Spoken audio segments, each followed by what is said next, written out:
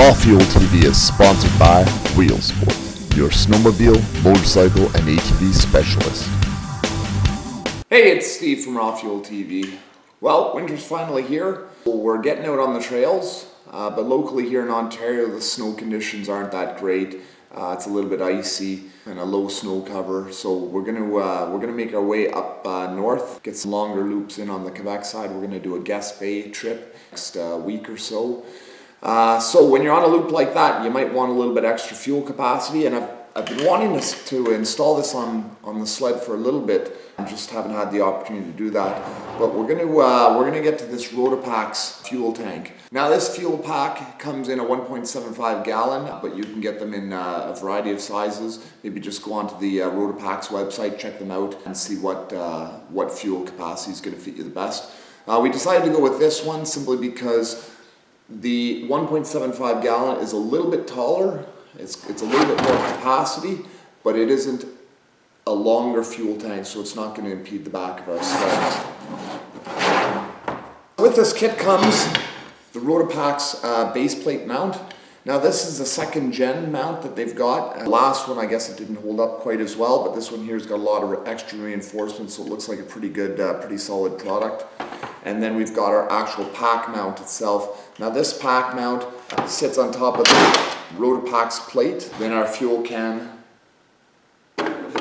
sits directly on top of it. Kind of looks like this in this fashion when you're done. It's got a locking cam here, and this is going to keep this tank locked.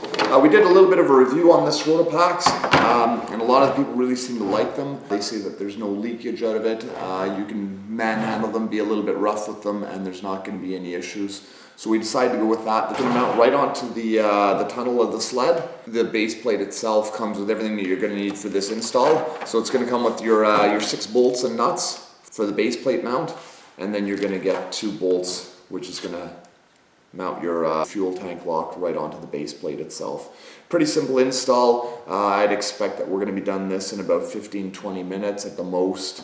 And we'll go from there. We'll see how it works out. So let's get started. So a pretty short list of tools that we're going to need for this install. We're looking at a drill with a 1/4-inch drill bit, Phillips screwdriver, our 1/2 inch and 7/16 socket, either red or blue Loctite, some form of a cutting knife, and then we're going to go with the handy old duct tape just to protect some of the decals from the sled. Let's get to the install. Now we've just come to the back of our sled, and the original thought behind this was that we were going to have our tunnel bag, we're going to have that mounted here, but we like the idea of the extra fuel capacity, so we decided we're going to ditch the Ski-Doo tunnel bag for now. And then we're going to throw on the pack. Now the plate here fits right over the Ski-Doo heat exchanger. So the pack itself, in its kind of final configuration, will look something like this. Now we got to remember that all of this weight back here is actually sprung weight, meaning that it is sitting on our suspension. Therefore, every bump we take, every jump that we do, this weight is added to our own body weight and whatever our other weights that we have upon the sled, and it's going to be compressing our suspension. So the further back that you have this, the more leverage that you're going to get on the suspension, meaning you're going to affect the suspension negatively. We tried to get this a little bit closer, but because the fact that this sled is often running a 2-up seat, we weren't able to get it right up tight against the fuel tank or the back of the fuel tank here. So unfortunately it's got to be mounted pretty far back. So the second thought was that we were going to run our tunnel bag on top of this. Now the way that we mounted this was actually going to physically work out. I didn't really like the appearance of this. I just found it looked a little bit hokey pokey, a little bit homemade, and you know, there's nothing like sitting at your favorite watering hole looking out at your sled and kind of seeing this big monstrosity at the back of it and thinking, oh my god, that's my sled. So unfortunately we ditched out this machine. Now, to try and clean up the lines in the back of the sled, we ended up ditching the tunnel mount bag, and we looked on the Rotopax site, and on the Rotopax site we found this. It's basically a 2-gallon storage container. It fits directly on top of our current 1.75 system, or it can go underneath. Likely for our own use and for our own looks, we're going to throw it underneath this. We're going to have a fuel can sitting on top, and it basically it bolts directly on top of this. Now this will also work with the 1 gallon, the 2 gallon, with all of the packs that Rotopax sells. Now let's take a look at inside this storage pack, just to show you what it's going to hold and what it's not going to hold. So you've got these exterior clips here. They seem to be okay. We'll do another review of this right at the end of its life cycle, see how these have stood up. Now, the way that this gem is attached is exactly the same way that the fuel packs are mounted. So it's a slot which runs up through the middle of the pack, and that's what's going to hold it in place. Now, a negative side to this is that because it's running up the middle of the pack, you have to be a little bit creative in how you store things. So currently in our pack, we've got our a roll of duct tape.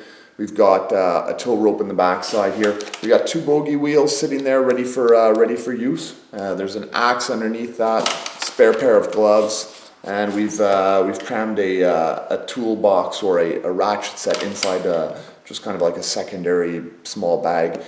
Fit that all in here. So all this stuff fits in here. She does get heavy in a hurry. And again, the exact same thing applies, right? We're throwing this on top of our fuel pack. You know, we're going to have a good 10, 15 pounds sitting right at the back of our sled, just compressing our suspension every time we move it. So, you know, you just gotta pack lightly or pack wisely, pack only the essentials in here. When you get the storage pack, you get a secondary extension piece. Now this extension piece is going to screw right into our primary piece. We have to do a little bit of a rejigging here, but once we rejig these, it's going to work out pretty well. We've already done the test fit on this. Seems to be pretty good, so let's get to this install. Now, first thing you're going to do is you're going to grab your Pak Mount plate, and then you've got to determine which way you want the Pak Mount itself to be sitting, whether you want it this fashion or this fashion. What does that mean at the end of the day? That means your tank is either going to sit like this or your tank is going to sit like this. Now, because we want ours sideways, it's going to cut down a little bit of room for us. We're going to have the Pak Mount itself going up and down. So first thing we're going to do is we are going to grab our Pak Mount bolts. We're going to dab a little bit of red Loctite on these because I don't expect these to be coming off anytime soon. Shove them through the hole in the configuration that you want.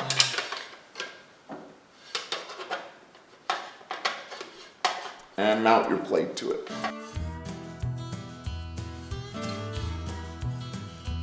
We're going to take our 1/2-inch socket and we're going to tank these down. I don't think I'd go crazy on it, but we're going to give it enough of a tightening to make sure it stays on there well.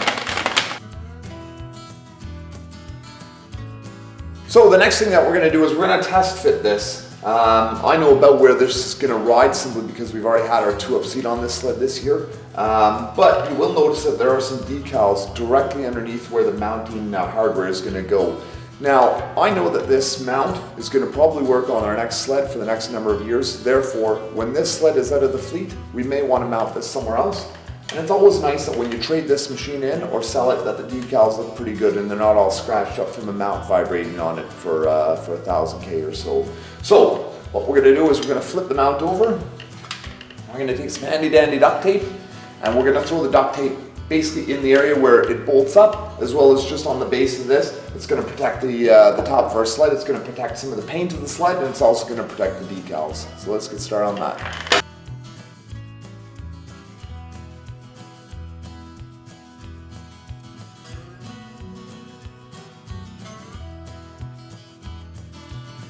So now that we got the tape installed, it doesn't have to be fancy. We've got a couple of wrinkles in it, but that's not really going to affect anything at the end of the day.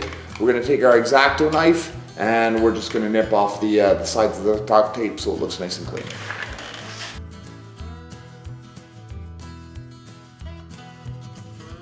Okay, duct tape's on, everything looks clean. Obviously we're just going to drill directly through the duct tape with these 3. Good to go.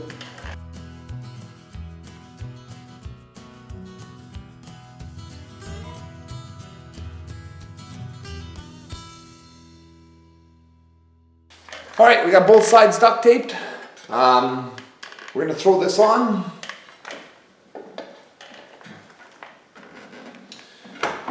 And basically just for the way that we've mounted ours, unfortunately this has to be as far back as possible, and that's simply to accommodate our 2-up seat. So now that we got this mounted back all the way, we use our fingers, we feel through. We know that when we drill through here, we're not going to affect any of the heat exchangers or anything underneath the sled. Should be good to go. Let's get drilling. So you want to give it a bit of a push down just to make sure that the holes that you're drilling are nice and they're correctly in line. We're not going to need a pilot hole on this. Pretty soft metal that we're drilling through. We're just going to put the holes in right away.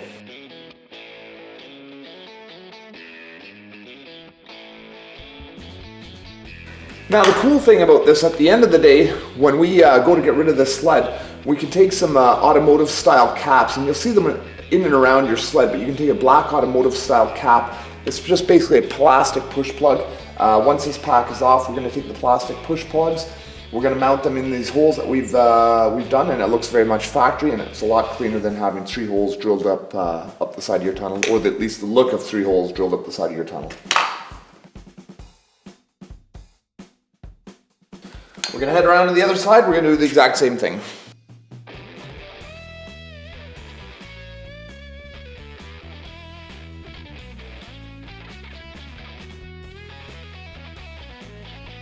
So we're going to take our 7/16 socket and our Phillips screwdriver, and we're going to set these down.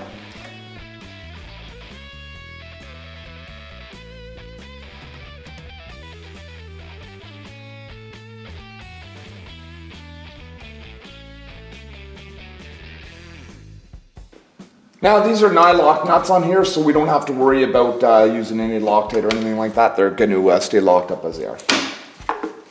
So if we were just installing the fuel can itself, this would be about our last stage.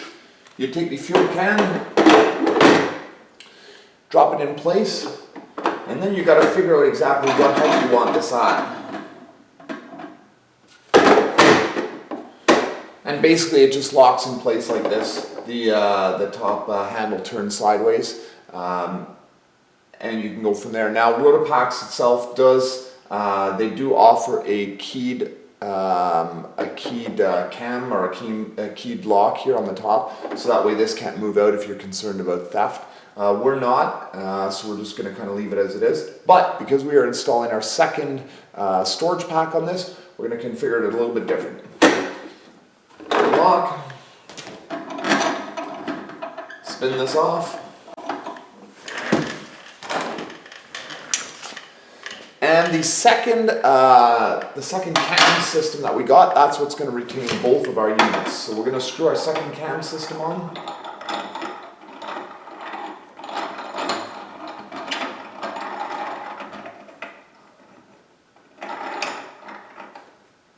And now this is where it's just going to take a little bit of messing around just to get the right configuration.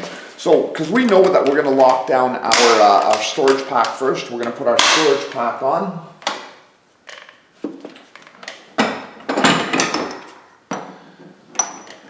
And now that we've got our storage pack on, we're going to continue to lock down the top stage of our first cam in order to get the storage pack nice and tight. And basically it's got little dimples on it. You're going to feel it lock and get firmer and firmer as we go through this. We can get one more on it. There we go. So now we've got that in place. We're going to align our the second part of our cam system.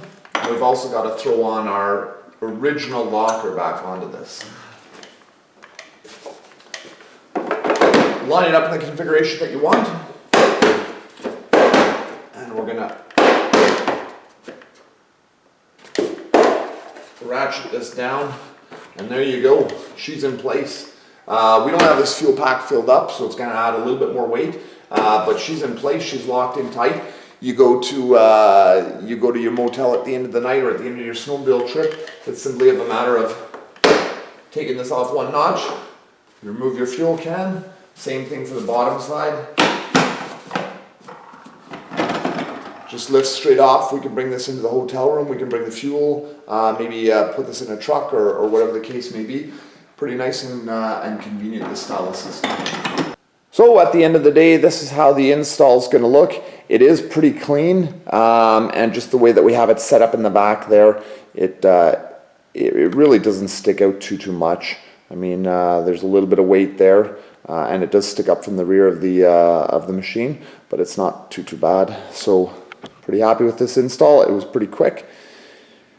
And we'll see you out on the trails. And it comes with all of the hardware that you're going to need for this install, and really there's not a whole lot. There's 6 bolts and 6. If you enjoy these videos, subscribe to our channel, like us on Facebook, or check us out at www.rawfueltv.com.